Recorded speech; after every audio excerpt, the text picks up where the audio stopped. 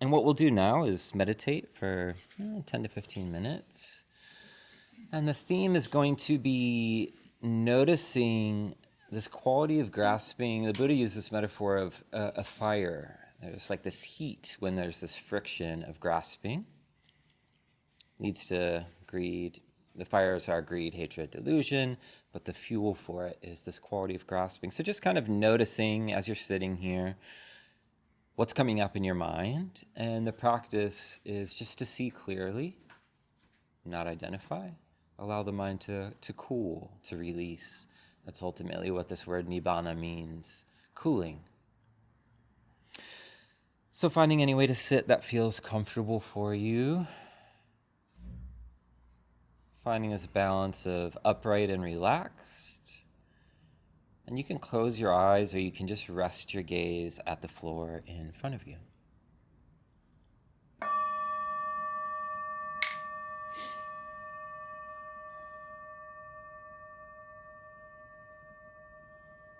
You can take a few longer, slower, deeper breaths if that feels supportive for you right now.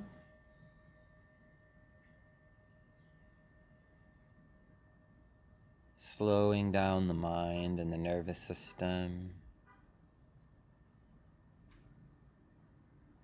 Sending the signal to the body and the mind that right now we can set down any of the pressures of the past or the future. And when you're ready, just letting go of any control over the breath and just allowing the body to breathe however it wants to breathe.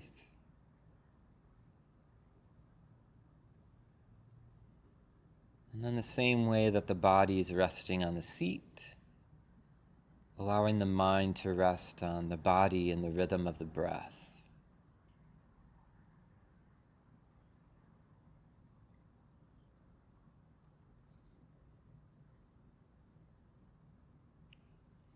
And just allowing the thinking mind to fall to the background. And bringing the body and the breath continually to the forefront of your awareness.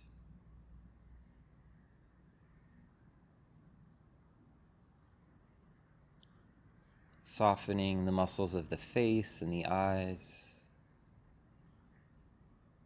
The muscles of the thinking mind, the brain.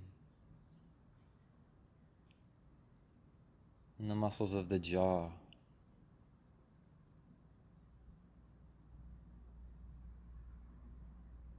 And then similarly the shoulders, just letting the shoulder blades relax and feeling the weight of the arms and the hands.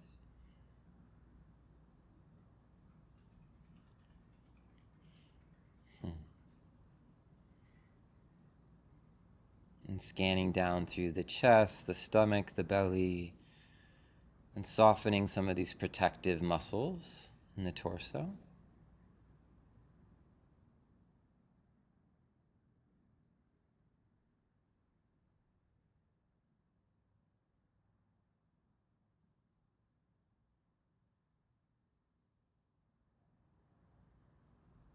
And just scanning down into the legs, feeling the weight of the body, relaxing the upper legs down through the knees,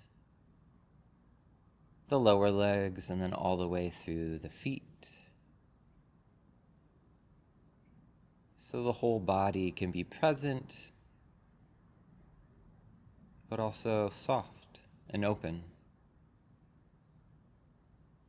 Noticing that this quality of awareness isn't just in the brain, but permeates the entire body, the entire nervous system. So allowing the mind to be expansive and open, knowing the body from the body.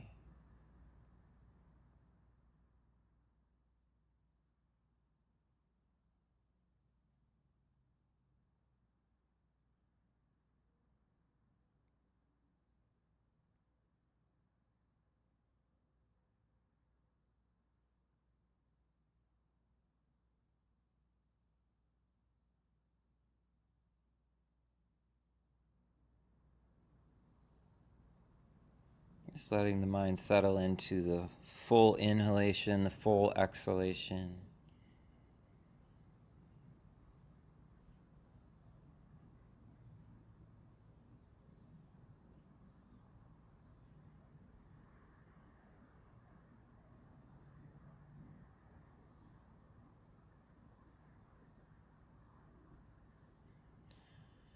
And starting to notice if there's any friction in the mind or the heart, any subtle heat, irritation, wanting, anxiety, restlessness can take so many forms. Even wanting to have a good meditation.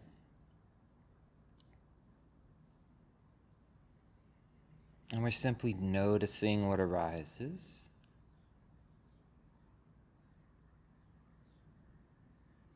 Allowing it to be there and also allowing it to pass. Sometimes it can be helpful to say, wanting is here or planning is here. Silently noting in your own mind.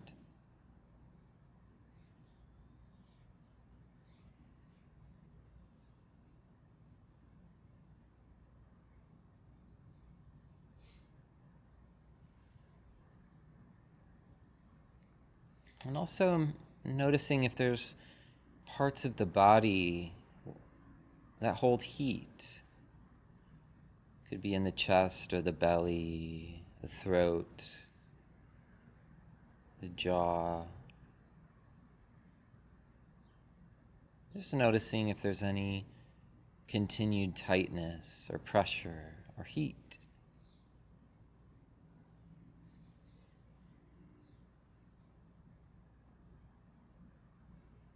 And we're embracing whatever we're noticing with this quality of mindfulness. Non-judgmental. Not trying to fix or manage or control.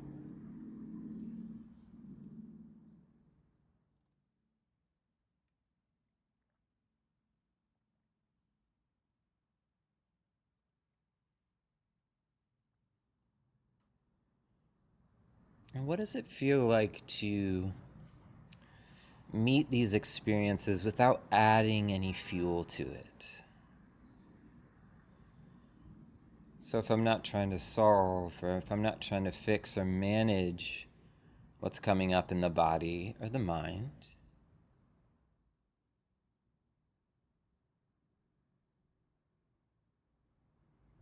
can it move and shift and release on its own?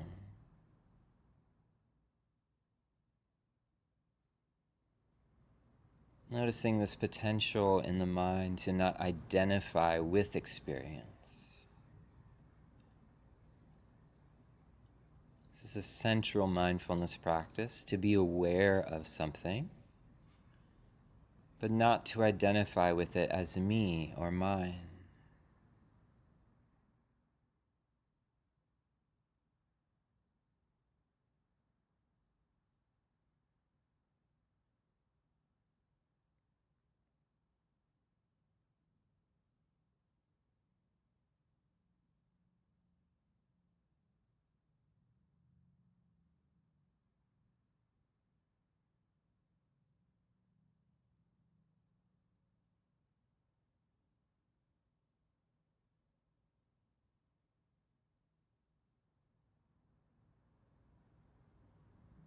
With whatever's coming up in your experience,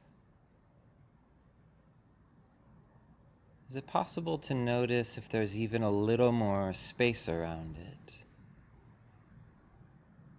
Not looking for things to disappear,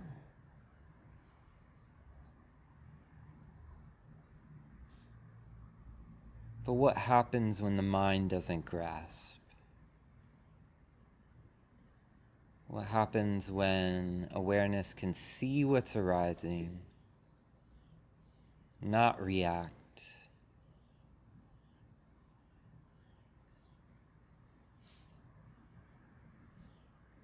and not feeding further patterns of grasping.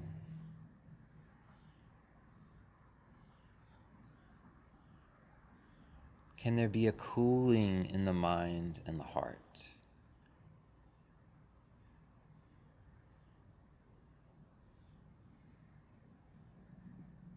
In Buddhism, they often use this term dispassion.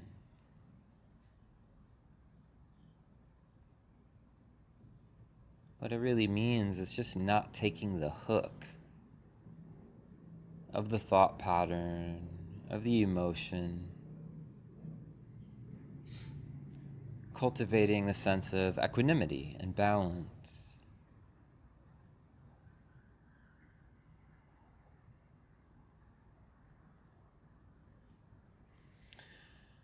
So for these last few minutes, the invitation is just to notice the quality of awareness when it's not grasping.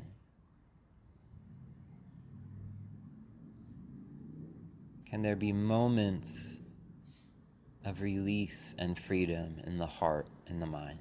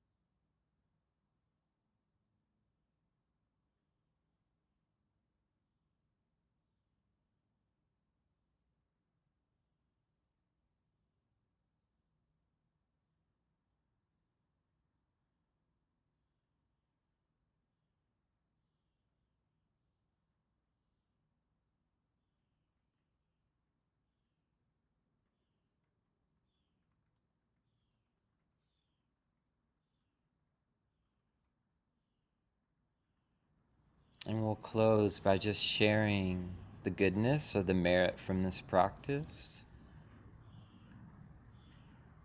Nibbāna, freedom, isn't a solo journey, it's a collective journey.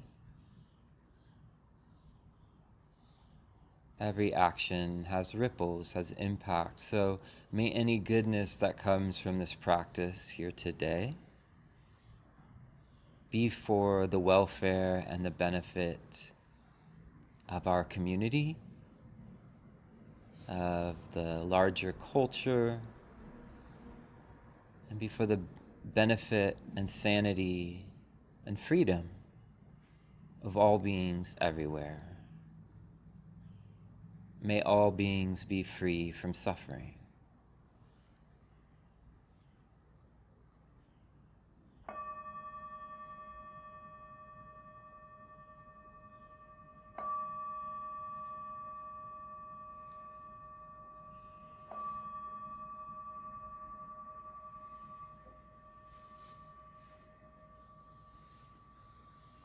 I'm going to get started. We'll share some thoughts, and then we'll have some room for discussion at the end. So we're starting a series on Nibbāna, a really central, prominent part of early Buddhist teachings. And specifically, we're drawing on a book written by some of the Thai forest teachers called The Island. And so I think this word Nibbāna can often feel kind of abstract, lofty, far away, never going to get there. Does anyone relate to that kind of feeling about it? Yeah, same. Yeah, it can feel like it's something that's reserved maybe for monastics or saints or like people who are already come and gone. And it can even feel like disappearing or obliteration. And so we want to clarify some of that stuff this month and Tonight I want to start by just really bringing it down to practical experience and not reducing the depth that's possible. And so in the introduction to this book, Ajahn Sumedho shares Ajahn Chah's phrase for Nibbāna. He just called it the reality of non-grasping. And that feels, to me, a little more approachable in a lot of ways. And it kind of shifts the focus. Instead of imagining Nibbāna as this distant, far-off thing that we're trying to get, start noticing the grasping itself. It points the mind right to where the friction is. So we can notice how the heart and the mind grabs or resists or tries to fix, manage, and control, tries to find security. And since the series is also during Pride Month, I also want to name that non-grasping does not mean bypassing identity, dismissing lived experience, or pretending that our histories and that communities don't matter. With non-grasping, we're not talking about erasing who we are, but instead it's about releasing the mind from the shame, the fear, the defensiveness, the confusion, and so much of what we call the second arrow in Buddhist teachings, the unnecessary forms of suffering. And so tonight's theme is going to be looking at Nibbāna as a form of cooling the fires of greed, hatred, delusion. And we'll look at it in a few ways. We're going to look at it as non-grasping rather than something far away. We'll look at the fires of greed, hatred, and delusion as just like this felt heat of everyday life, like we've already been doing. And then finally, we'll look at cooling, how that happens through seeing clearly and not adding fuel, but instead removing and stopping the causes that lead to more suffering. So there can be a lot of assumptions about Nibbāna. There's like this far-off destination, and if I meditate enough, become wise enough, become calm enough, then someday I might experience this thing in the future. And the unfortunate thing about that is it can become another form of grasping, right? The mind is now attached to this idea of something that maybe the mind can become in the future. And awakening can become something that the self or the mind is trying to possess. And so Ajahn Chah's phrase, the reality of non-grasping, kind of points in a different direction. Nibbāna is not something that the mind can grasp. And instead, it's what becomes apparent when grasping is understood and released. And so this doesn't mean that a small moment of non-grasping is the same thing as full liberation. I don't want to, reduce that possibility, but it also points to the availability for freedom as being something that's possible here and now. Every time the mind releases the need to fix or manage or control a situation or identify with what's happening, the mind is moving in the direction of freedom. So in that way, Nibbāna can start to feel more like a path and a practice rather than a place that I need to get to. And as the mind kind of familiarizes itself with that quality of release that we practice in mindfulness, it can start to feel more relatable. For me, one of the ways that this feels like it's showing up in my life is just finding moments between things that I'm doing where I don't have to move on to the next thing, and I can just sit and be a human being without a purpose or a job or a role, even just for a moment. And noticing that feels quite good, actually, to set those things down.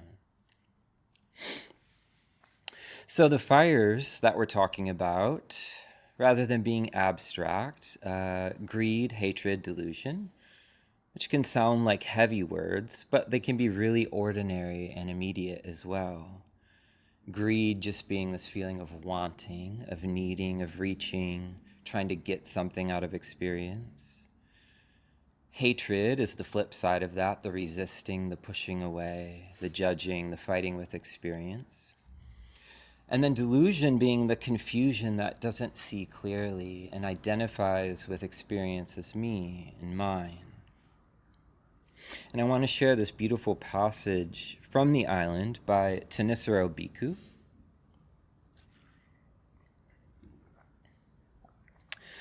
And it helps explain why fire is such an important image. So he says, Nibbāna, which literally means the extinguishing of a fire, derives from the way the physics of fire was viewed at his time. As fire burned, it was seen as clinging to its fuel in a state of entrapment and agitation. When it went out, it let go of its fuel, growing calm and free. Thus, when the Indians of his time saw a fire going out, they did not feel that they were watching extinction. Rather, they were seeing a metaphorical lesson in how freedom could be attained by letting go. So it's an important shift there, and that is really interesting to me. So the fire going out is not an image of deadness.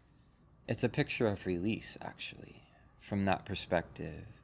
The fire is no longer trapped by the fuel. That state of agitation and dependency can let go. And so that's where this word Nibbāna comes from, which literally means to take something off of the heat.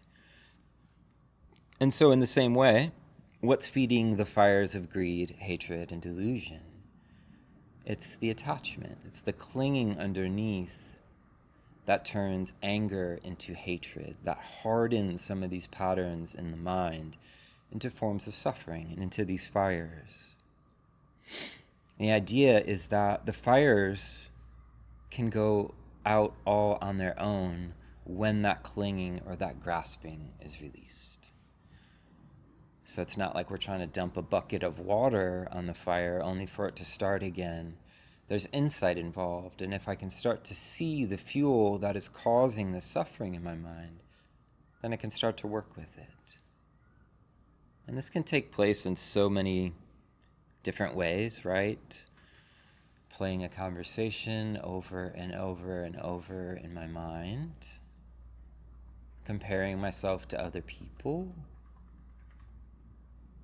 being upset about this mouse that's running around upstairs. You're upset? No. Do we even know what it is? It's definitely not a mouse. Yeah. So the fuel is this quality of grasping underneath that's feeding the fires. And if there's one takeaway from today, I hope that's it, right? There's so much emotional experience that we can't control, but it's the holding on or the pushing against that causes this perpetual suffering. And when the heart is on fire like this, it can become contagious and spread. Defensiveness, comparing, attacking, it gets passed along. So cooling isn't just about feeling better inside, but it's kind of an ethical practice as well. A cooler heart can listen better, can respond more wisely, and is less likely to pass suffering along to others. So how to use Nibbāna in practice? The Buddha didn't teach just let go or just calm down or just stop wanting, right? And I think sometimes maybe it can be misinterpreted as that, right? Like, just let go. What's wrong with you? Because that can just become another form of pressure, self-judgment, another fire. And so instead, the practice is curiosity and openness. Can I know this clearly? Can I know this wanting as wanting right now? Can I know this aversion as aversion? Fear is fear. And then that practice in and of itself is starting to release the grip of the grasping itself. Every time we make that movement, taking that agency back in the heart, setting down the attachment, small moments of freedom. And so freedom doesn't come from finally getting the world to give us everything that craving wants. Freedom comes by looking at craving directly. And this is where the cooling begins. And that's not because the experience just instantly disappears and we feel calm, but because the mind stops adding the fuel to the process. We stop feeding the fire with the stories, the blame, and the control. Lama Rod Owens, one of the great queer teachers of our time, says there's no liberation without actually leaning forward and looking at the things that we habitually run away from, in order to see things as they really are, not as we imagined them. So this cooling doesn't come from running away from the fire. It's turning towards experience with honesty, with compassion, with patience, and really tuning into what's actually happening.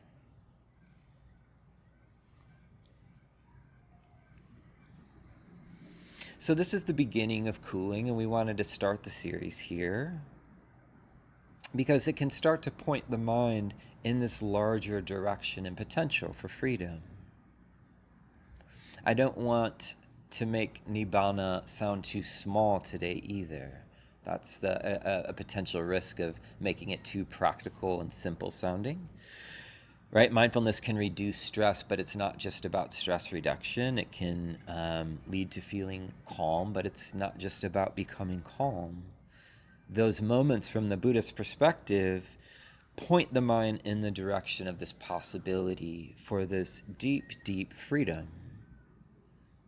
And there's some large and beautiful images for that too.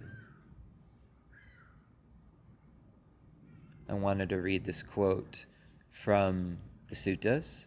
Gets a little deep, but bear with me. Yeah. This is from a sutta, The Questions of King Milinda, where Nibbāna is compared to space. Just as space is not produced, does not age, does not suffer death, does not pass out of existence, does not come into existence, cannot be forcibly handled, cannot be carried away by thieves, rests on nothing, is the pathway of birds, presents no obstacles, is endless. So also Nibbāna is not produced, does not age, does not suffer death, does not pass out of existence, does not come into existence, cannot be forcibly handled, cannot be carried away by thieves, rests on nothing, is the pathway of the noble, presents no obstacles, is endless. So a beautiful description of what's possible as the heart moves towards this potential for full release. And it closes by saying, just as the wishing jewel provokes a smile of satisfaction, precisely so Nibbāna provokes a smile of satisfaction. So I love this. Nibbāna not being something cold and detached, but pointing towards something spacious, unpossessible, vast, expansive, and what the Buddha referred to as moving towards the deathless. And really at the heart of this, what the Buddhist is teaching is finding a true refuge for the heart. And from the Buddhist perspective, it's not possible to find freedom in a world and in things which are constantly changing and in flux. And when the mind releases from that pattern of grasping, it can land at something deep and profound. So I'll just end there. Thanks for listening.